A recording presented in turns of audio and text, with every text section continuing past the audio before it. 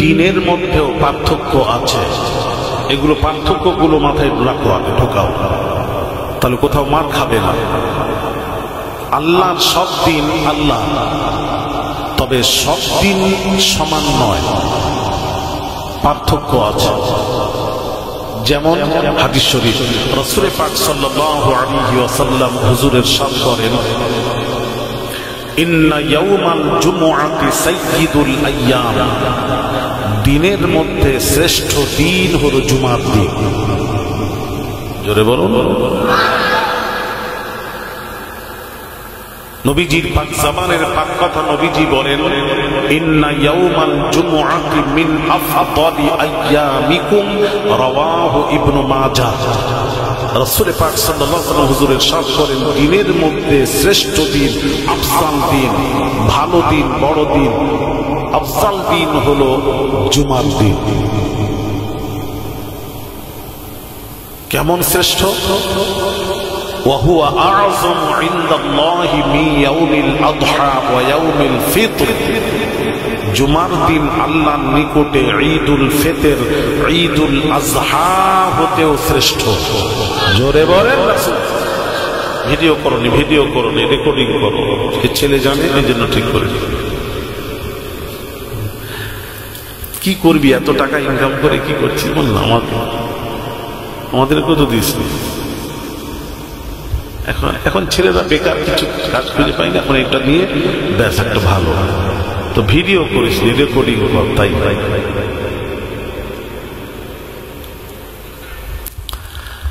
ভাইরা আমার, বাবাজিরা, তাহলে দিনের মধ্যে শ্রেষ্ঠ দিন কোনটা? আস্তে আস্তে বলো বাবা, পুলিশ টুলিশ আছে না ওখানে? কোন দিন? সকলেই বলো কোন দিন? জুমার দিন। হাদিস অনুযায়ী তাহলে সব দিন সমান নয়, পার্থক্য আছে। আচ্ছা, রাত্রির মধ্যে কোন রাত শ্রেষ্ঠ? না, রাত্রির মধ্যে শ্রেষ্ঠ রাত হলো, এদিকে লক্ষ্য করো,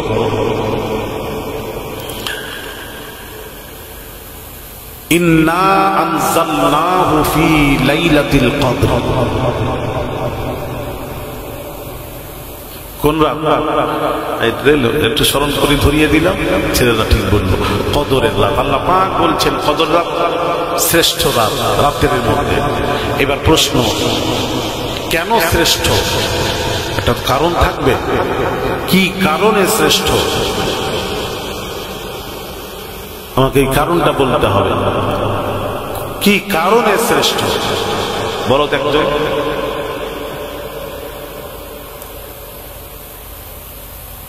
চলো বলো না, কি কারণে শ্রেষ্ঠ? আচ্ছা, আল্লাহ পাক বলছেন, ইন্না আনজালনাহু ফি লাইলাতিল কদর, কদরের রাত্রিতে কোরআন নাযিল হয়েছে। আল্লাহ পাক বলছেন, ওমা আদরাকা মা লাইলাতুল কদর, হাবিব কদরের রাত্রি কি আপনি কি জানেন? আল্লাহ পাক বলছেন, লাইলাতুল কদরি খায়রুম মিন আলফি শাহর। কোরআন বলছে কদরের রাত হলো হাজার মাসের চেয়ে উত্তম, হলো কদরের রাত, হাজার মাসের চেয়ে উত্তম। তো ওলামায়ে কিরামরা বলেছেন, দুইটি কারণে কদরের রাত শ্রেষ্ঠ। কয়টি কারণ? দুইটি। বলো, একটু শিখে যাও। একটা হলো কোরআন নাযিল হয়েছে কদরের রাত, এক। দুই নম্বর হলো তানাজ্জালুল মালাইকা, এই রাত্রিতে আল্লাহর অগণিত ফেরেশতা নাযিল হয়। তো দুইটা কারণ উলামারা তুলে ধরেছেন। এই রাত্রিতে অগণিত ফেরেশতা নাযিল হওয়ার কারণ, আর এই রাত্রিতে কোরআন নাযিল হওয়ার কারণে এই মাসটা হলো, এই রাত্রি শ্রেষ্ঠ, আর এই মাসটাও শ্রেষ্ঠ মাস, যেহেতু রমজান মাসে কোরআন নাযিল হওয়ার কারণে শ্রেষ্ঠ। আচ্ছা, ভালো কথা। বাজ ওলামারা বলেছেন রমজান মাস শ্রেষ্ঠ মাসের মধ্যে। এই জন্য রমজান মাস মাসের মধ্যে শ্রেষ্ঠ, রাত্রির মধ্যে শ্রেষ্ঠ রাত কদরের রাত, আর মাসের মধ্যে শ্রেষ্ঠ রাত ওলামারা বলেছেন রমজান মাসে কোরআন নাজিল হওয়ার কারণে, রমজান মাসে অগণিত ফারিস্তা নাজিল হওয়ার কারণে রমজান মাস হলো 12 মাসের মধ্যে শ্রেষ্ঠ মাস। আচ্ছা, ভালো ভালো। এবার আসুন, কোরআন নাজিল হওয়ার কারণে যদি রমজান মাস শ্রেষ্ঠ হয়, ফারিস্তা নাজিল হওয়ার কারণে যদি রমজান মাস শ্রেষ্ঠ হয়, যার ওসিলায় ফারিস্তা সৃষ্টি, যার ওসিলায় ফারিস্তা সৃষ্টি,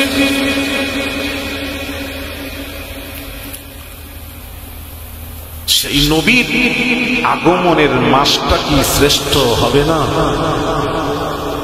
এক। 2 নম্বর হলো কোরআন নাজিল হওয়ার কারণে যদি শ্রেষ্ঠ হয়, ভালো করে বোঝো, আর যে মাসে নবী আগমন করলেন রবিউল আউয়াল মাসে, ওই মাসটা কি তোমাদের মাথায়, মৌলবীদের মাথায় ঢোকে না? এ মৌলবী সাহেব, শ্রেষ্ঠ মাস রমজান মাস, ঠিক আছে, চিৎকার করছেন, চিৎকারটা একটু কমান, বোঝার চেষ্টা করুন। ছেলেরা, যুবকেরা, এলাকাবাসী, মা বোনেরা, ভালো করে একটু আওয়াজ শুনুন। রমজান মাসে কোরআন নাজিল হওয়ার কারণে যদি শ্রেষ্ঠ হয় এই মাসটা, আমাকে একটু বোঝান, তাহলে নবী যে মাসে আসছেন সেটার গুরুত্ব আপনার কাছে নেই? আচ্ছা বাবা একটু বোঝাই, বোঝো। আচ্ছা, কোরআনটা কি জিনিস আগে একটু জানি, কোরআনটা কি জিনিস, কোরআনটা একটু জেনে নিন।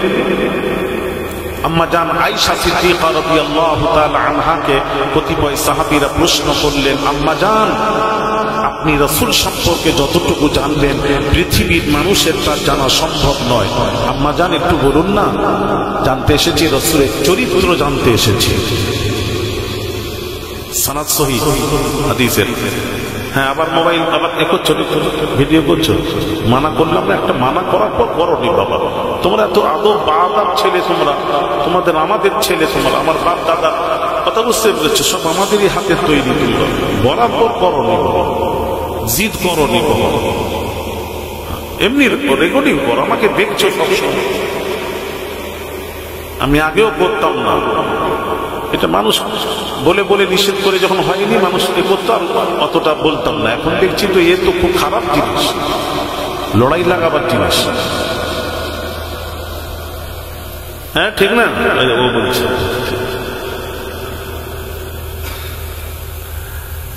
আমাকে এক জায়গায় প্রশ্ন করেছে যে ফুল আর চাদর সম্পর্কে হুজুর জানতে চাই, ফুল দেওয়া, চাদর চাপানো মাজারে, এটা কি হারাম না শিরক? ঠিক এই প্রশ্ন। আমি তখন বলেছিলাম, যেটা উত্তর সেটাই তো বলবো। আমি বলেছিলাম, এখনো বলছি, আমার কথা যদি কাটতে পারেন অসুবিধা নেই, রেকর্ডিং হচ্ছে, রেকর্ডিং কাটবে না বাবা, কেটে দেবে না, যা আছে হুবাহু ওইটাই ওইভাবে দেবে। আমার দিকে তাকান। আমি বললাম ফুল চাদর শিরক নয়, হারামও নয়, জায়েজ। এক শ্রেণীর উলামারা জায়েজ করেছেন। ফুল সম্পর্কে বুখারীর ওই হাদিস, খেজুর ডাল পোঁতার ওই হাদিসকে নিয়েছেন। ডাল যতক্ষণ তসবিহ পড়বে কবরবাসীর আযাব তাখফিফ হবে, হালকা হবে। তদ্রূপ ফুল কবরে যখন দেওয়া হয়, ওই ফুল যতক্ষণ জীবিত থাকে তসবিহ পড়ে। ইউসাব্বিহু লিল্লাহি মা ফিস সামাওয়াতি ওয়াল আরদ, জমিন আসমানে যা কিছু আছে সব আল্লাহ তসবিহ পড়ে। তো ফুল তসবিহ পড়লে কবরবাসীর ফায়দা পৌঁছায়। যার জন্য এই হাদিসকে, বুখারীর হাদিসকে টেনে এনে উলামায়ে কিরামরা, বাস উলামারা এটাকে জায়েজ করেছেন। আর চাদর সম্পর্কে ফতোয়ায়ে স্বামীর মধ্যে চাদর সম্পর্কে ফতোয়ায়ে স্বামী খুলে দেখুন, তাতে জায়েজ উল্লেখ আছে। তো আমি বললাম ফুল চাদর হারাম নয়, জায়েজ। এক এক শ্রেণীর উলামারা জায়েজ করেছেন, জায়েজ। তবে ফুরফুরা পীর মুজাদ্দিদুজ জামান উলিল আমর আবু বকর সিদ্দিক আল কুরাইশি রাহমাতুল্লাহ আলাইহি তাসাউফ জগতের উজ্জ্বল নক্ষত্র ইয়াকডাঙ্গা শরীফের মারহুম মুজাহিদ ইসলাম পীরে কামেল শাহ সুফি সৈয়দ আহমদুল্লাহ পীর কিবলা নওয়ারাল্লাহু মারকাদা তিনারা দেননি ইয়াকডাঙ্গা শরীফে চলে যান, দেননি হাজী মুস্তাফা মাদানী মেদিনীপুরে যার মাজার, যিনি হলেন আমাদের সেন্টার ফুরফুরা শরীফ, ফুরফুরা শরীফের সেন্টার মেদিনীপুর হাজী মুস্তাফা মাদানী রাহমাতুল্লাহ আলাইহি, যার দোয়াতে দাদা হুজুর কিবলা এসেছেন। দাদা হুজুর পীর কিবলা 6 কোষ আগের দাদা, ওনার দোয়াতে দাদা হুজুর কিবলা এসেছেন। ওনার নামই মাদানীপুর ছিল, মাদানীপুর থেকে মেদিনীপুর হয়েছে। উনি শুয়ে আছেন, ওনার মাজার ও চাদর নেই, ইয়াকডাঙ্গা শরীফে চাদর নেই, হুজুর কিবলারা দেননি। সুতরাং আমি বলেছিলাম মুজাদ্দিদুজ জামান দেননি, চাদর দেননি, ফুল দেননি, আমরাও দেব না। এটাকে কেটে দিয়ে ওই জায়েজ ফুল চাদর ওইটাকে দিয়ে ছেড়ে দিয়েছে, বেশ গন্ডগোল। হ্যাঁ, হুজুররা ধরেছে আমাকে, তুমি ফুল চাদর জায়েজ বলেছো। আমি খুলে বললাম, পুরো ক্যাসেটটা কি শুনেছেন? বলে হ্যাঁ শুনেছি। এই তো বলেছে, আর মাঝখানে এটাকে কাটা ওটা বলে। তাহলে এটা ঝগড়া লাগবে কি লাগবে না বলো তো ছেলেরা? এ তো ঝগড়া। আর এদের উদ্দেশ্য কি জানো? যারা এইসব করে, এদের উদ্দেশ্যকে যত এইরকম করে আকর্ষণ করে দেব, কেটে কুটে এইরকম এমন ভাবে বলবে, এমন ভাবে তুলে ধরবে, যাতে করে ওদের উদ্দেশ্য হয় যত ভিউ হবে বেশি তত ওদের ইনকাম হবে তত। এই ঠিক কিনা? এই উদ্দেশ্যে ওরা বসে। ওদের উদ্দেশ্য লিল্লাহি আর নয়।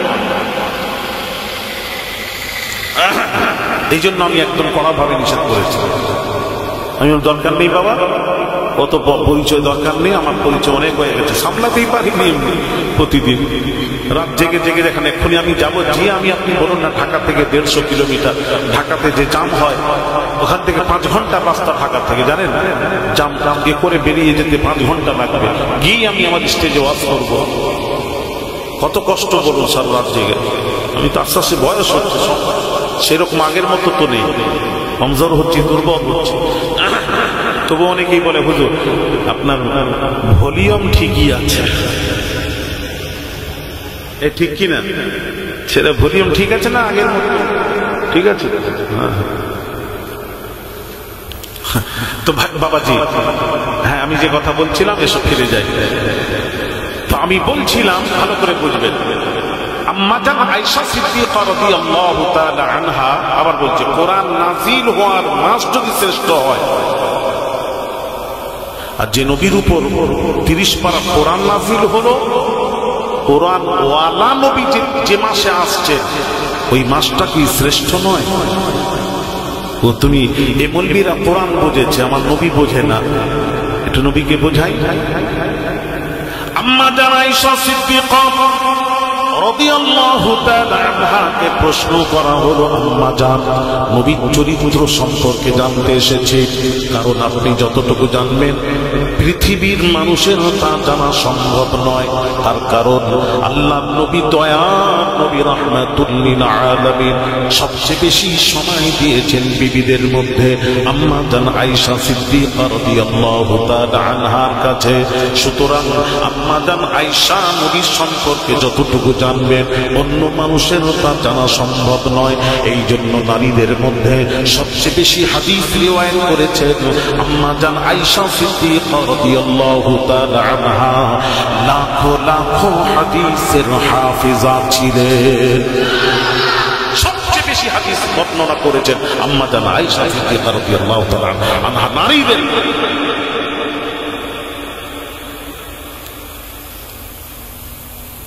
সাহাবীরা বললেন, আম্মা জান রাসূলের চরিত্র জানতে এসেছে। আম্মা জান আয়েশা সিদ্দিকা রাদিয়াল্লাহু তাআলা আনহা তিনি জিজ্ঞেস করলেন, সাহাবীরা রে, তোমরা কি কোরআন তেলাওয়াত করনি? হ্যাঁ করি। আফসোস করে বললেন, কোরআন তেলাওয়াত করার পরও নবীজির চরিত্র জানতে এসেছো সাহাবীরা। ও নবীর সাহাবীরা শোনো, আমি আয়েশা বলছি 30 পারা কোরআনটাই রাসূলের চরিত্র, যেটাই রাসূলের চরিত্র সেটাই হলো 30 পারা কোরআন। জোরে জোরে বলুন সুবহানাল্লাহ। আরে পুরো কোরআনটাই তো রাসূলের চরিত্র। তো কোরআন যদি রাসূলের চরিত্র হয়, সেই রাসূলের আগমনের মাসটার গুরুত্ব আপনার কাছে নেই, কোরআনের গুরুত্ব বেশি। আমার মাথা নষ্ট, আমি বুঝতে পারি না কি আবল তাবল বকেন। হ্যাঁ, সঠিক ব্যাখ্যা করেন, রাসূল বোঝেন না। হ্যাঁ, যদিও আল্লাহর বাণী কোরআন, কিন্তু নবীজির জবানে মোবারক থেকে যদি উচ্চারণ না হতো, কোরআনের ওই মর্যাদা হতো না। জোরে বলুন। হ্যাঁ হ্যাঁ, ছেলেরা শোনো ভালো করে। রাসূল তেলাওয়াত করেছেন, মর্যাদা বেড়ে গেল। জোরে বলুন। নবীজি মেরাজে, নবী জাননি, নবীকে নিয়ে যাওয়া হলো মেরাজে। হ্যাঁ, মেরাজে নিয়ে যাওয়া হলো। জুতো মোবারক খুলছেন, কদম মোবারক রাখবেন। আল্লাহ পাক বললেন, হাবিব বন্ধু, জুতো মোবারক পরে চলে আসুন, আপনার জুতো মোবারকের ধুলির বরকতে আমি আল্লাহ আরশে আজিমের মর্যাদা বুলন্দ করে দেব। রাসূলের জুতো মোবারক ধুলি পড়ল আরশে, আরশের মাথা মর্যাদা বেড়ে গেল।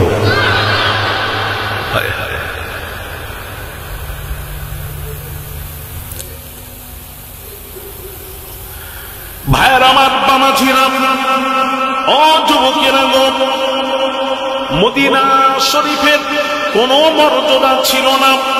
মদিনা শরীফের নাম হলো ইয়াসরিব, বিমারির জায়গা, অসুস্থর জায়গা। যেই যায় অসুস্থ হয়ে পড়ে, দয়ার নবী রাহমাতুল লিল আলামিনের কদম মোবারক যখন মদিনা শরীফে পড়ল, আল্লাহর কসম ওই মদিনা, ওই ইয়াসরিব কি হলো, মদিনাতুল মুনাওয়ারা হয়ে গেল। জোরে জোরে বলুন সুবহানাল্লাহ। আমার নবীজির কদম মোবারক পড়ার সাথে সাথে মদিনার মাটি হয়ে গেল আল মাদিনাতু তারকুহা শিফা। আল মাদিনাতু তারকুহা শিফা, মদিনার মাটি তামাম পৃথিবীর মানুষের জন্য ঔষধ, শিফা। জোরে জোরে বলুন। মাটির মর্যাদা বেড়ে গেল। মদিনার মর্যাদা কি হলো? কথা বলেনি। কি হলো? কার কারণে? রাসূল পাক সাল্লাল্লাহু আলাইহি ওয়াসাল্লাম কদম স্পর্শ হলো, মদিনার মর্যাদা বেড়ে গেল। হ্যাঁ শোনা, একটু শোনো ভালো করে। নবী বুঝলেন না, যার কদম স্পর্শ হলে, যার কদমের সাথে মাটি, যে মাটি স্পর্শ হয়, ওই মাটির যদি মর্যাদা বেড়ে যায়, তাহলে আমার নবীকে চিনতে হবে। নবীর কারণেই মর্যাদা পাবে। হ্যাঁ, সে নবী চিনলেন না, যার কারণে মর্যাদা বাড়লো, সেই নবীকে চিনলেন না। আর যেখানে নবীজি ঘুমিয়ে পড়েছেন, মদিনা শহর শ্রেষ্ঠ, সমস্ত শহর হতে মদিনা শহর শ্রেষ্ঠ। ভালো করে শুনবে ছেলেরা, যত পৃথিবীতে যত শহর আছে, সব শহর হতে শ্রেষ্ঠ মদিনা। ভাইরা আমার, বামাঝিরা, ও তরুণেরা, যুবকেরা, মদিনা শ্রেষ্ঠ। শ্রেষ্ঠর মধ্যে কোন জায়গা সবচেয়ে শ্রেষ্ঠ? আল্লাহ নবীর পাক জবানের পাক কথা শুনুন, কোন জায়গা শ্রেষ্ঠ? বাবাজি শুনুন, কোন জায়গা শ্রেষ্ঠ? সমস্ত ফাকিগণ লিখেছেন একমত, বাবাজি একমত সকলের। ইল্লা মা সুম্মা আ'যাহু আলাইহিস সালাতু ওয়াস সালাম ফাইন্নাহু আফযালু মুতলাকান হাত্তা মিনাল কা'বাতি ওয়াল আরশ ওয়াল কুরসি। সাহিবে দুরুল মুখতার, প্রসিদ্ধ কিতাব হানাফি বাবাজি কিতাব প্রসিদ্ধ, হানাফি প্রসিদ্ধ কিতাব খুলে দেখুন বাবাজি, আল্লাহর নবী যে মাটিতে শুয়ে আছেন, নবীজির দেহ মোবারক যে মাটির সাথে লেগে আছে, ওই মাটির মর্যাদা, ওই মাটির মর্যাদা আল্লাহর নিকটে ফাইন্নাহু আফযালু মুতলাকান হাত্তা মিনাল কাবাতি ওয়াল আরশি ওয়াল কুরসি। ওই মাটির মর্যাদা আল্লাহর নিকটে খানায়ে কাবা তো দূরের কথা, আরশ কুরসি যে ওই মাটির মর্যাদা আল্লাহর নিকটে বেশি। আরেকটু জোরে হবে না সুবহানাল্লাহ।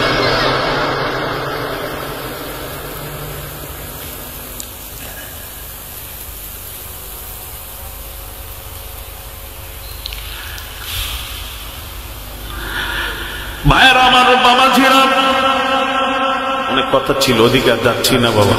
আমার পিছন টান আজকে খুব পিছনের টান, ফ্লাইটের ব্যাপার বাবা, একটু জাম টাম হলে কোথায় রাস্তাঘাট। ভাইয়েরা আমার, বাবাজিরা, নবীজির দেহ মোবারক মাটির সাথে লাগার কারণে ওই মাটির মর্যাদা খানায় কাবা তো দূরের কথা, আরশ কুরসির চেয়ে ওই মাটির মর্যাদা বেশি।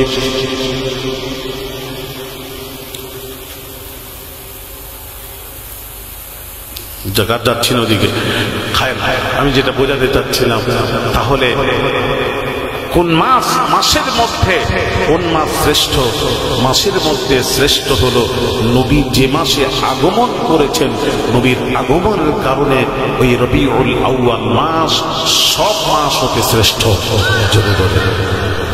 শ্রেষ্ঠ হওয়ার জন্য একটা কথা বলি, শ্রেষ্ঠ হওয়ার জন্য রসুল থাকতে হবে। যেখানে রসুল নেই সেটা শ্রেষ্ঠ হতে পারে না। এর অনেক ব্যাখ্যা আছে, এই ব্যাখ্যায় যদি চলে যায় আমি একদম কোথায় চলে যাব, গলিতে ঢুকে গেলে আর মেন রাস্তায় আবার আসতে পারবো কিনা, সময় অল্প। হ্যাঁ বসেন, খট্টর নিয়ে ঝাঁকিয়ে বসেন, দু চার কথা শোনেন, ইমানকে তাজা করুন। ইমান দুর্বল হয়ে যাচ্ছে, ইমান তাজা করুন। তাহলে আমি যে বোঝাতে চাচ্ছিলাম, দিন দিনের মধ্যে শ্রেষ্ঠ, দিন দিনের মধ্যে পার্থক্য, মাস মাসের মধ্যে পার্থক্য, নবী নবীর মধ্যে পার্থক্য, রসুল রসুলের মধ্যে পার্থক্য। হ্যাঁ, পার্থক্য আছে, সাহাবী সাহাবীদের মধ্যে পার্থক্য, আর ওলি ওলিদের মধ্যেও পার্থক্য আছে না নেই? হ্যাঁ, ওলি ওলিদের মধ্যেও পার্থক্য। ভাইরা আমার, বাবাজিরা, বিশ্বে যত ওলি এসেছেন, বিশ্বে যত পীর ওলি বাবাজি এসেছেন, সবচেয়ে বাবাজি মর্যাদা ওলিদের মধ্যে মাহবুবে সুবহানি, কুতুবে রব্বানি, হযরত শায়খ মহিউদ্দিন আব্দুল কাদির জিলানী আল বাগদাদি। সবচেয়ে যাকে বলা হয় গাউসে আযম বলা হয়, যাকে বলা হয় বাবাজি বিশ্বের ওলির বাদশা যাকে বলা হয়, তিনি হলেন বাবাজি আব্দুল কাদের জিলানী। তাকে দেখলে, মুরিদ দেখলে পীর বোঝা যায়, ছাত্র দেখলে উস্তাদ বোঝা যায়, আর সন্তান দেখলে পিতা মাতা বোঝা যায়। ঠিক কিনা জোরে বলুন। এই জন্য আমি একটা কথা বলি, হ্যাঁ, বাপ বাপের মধ্যেও পার্থক্য, মা মায়ের মধ্যেও পার্থক্য আছে। সব এক করবেন না বাবা, এক করবেন না, পার্থক্য আছে। আমার ওয়ালিদ কিবলা মেদিনীপুর পিয়ারডাঙ্গা শরীফের মুজাহিদ ইসলাম পীরে কামেল শাহ সুফি সৈয়দ আহমদুল্লাহ পীর কিবলা নফরাল্লাহু মারকাদা, ইনি হচ্ছেন ফুরফুরা শরীফের মুজাদ্দিদুজ্জামান উলিল আমর আবু বকর সিদ্দিক আল কুরাইশি রাহমাতুল্লাহ আলাইহির নাত জামাই এবং খলিফা এবং নবীর বংশধর। যখন মুজাদ্দিদুজ্জামানের জামাই হবেন, চারজন নাত জামাই, চারজন উপযুক্ত সন্তান, বংশীয় ঘরের, বংশীয় খানদানি ঘরের চারজন সন্তান। এই চারজনের মধ্যে কে জামাই হবে? ফুরফুরা পীর মুজাদ্দিদুজ্জামানের নাত জামাই কে হবে? নাতনিকে কে বিয়ে করবে? চারজনের মধ্যে চয়েস করতে হবে।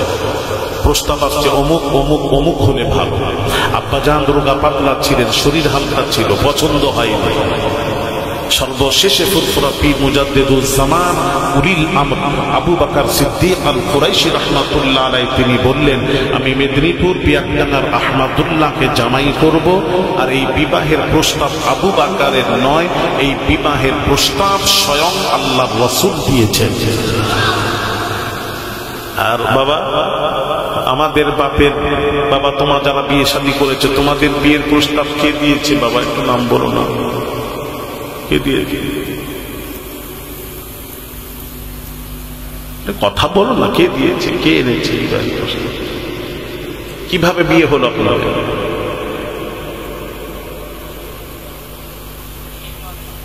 উকিল, উকিল বলে, কেউ বলে হ্যাঁ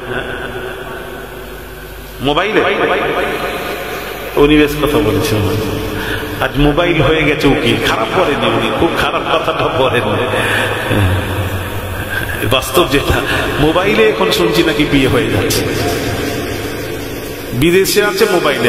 মোবাইলে আল্লাহর কসম ছেলেরা, আমি যত, আমার মতো তো তোমরা তো ঘোরোনি, হ্যাঁ, আমি যত ঘুরেছি যত জায়গায়, আমি 99% বলবো না, 100% বলবো, মোবাইলে যারা বিয়ে হয়েছে যতগুলো আমার নজরে, আমার কাছে আছে, আল্লাহর কসম একটারও বউ নেই। জোরে বলুন, বিশ্বাস করে, একটারও বউ নেই। থাকবে কি করে? বিয়েই তো শুদ্ধ হয়।